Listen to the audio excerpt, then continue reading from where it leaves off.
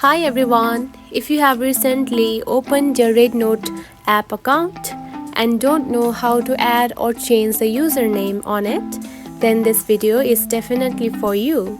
So in today's video, I'm going to show you how to change username in the RedNOTE app. It is a very easy process, so let's dive right in.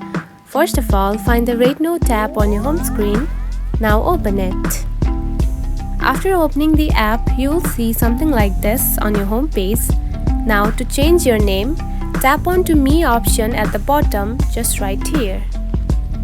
Then here you can find the option of Edit Profile. Now tap on it. Then here you can find the name, just right here. Now tap on it. Now to change it, simply remove this name, remove your old name, and add the new name that you want to add, just like this, and tap on to confirm. And now you can see that name has been changed. And that's it. This is how you can change the username in RedNOTE app.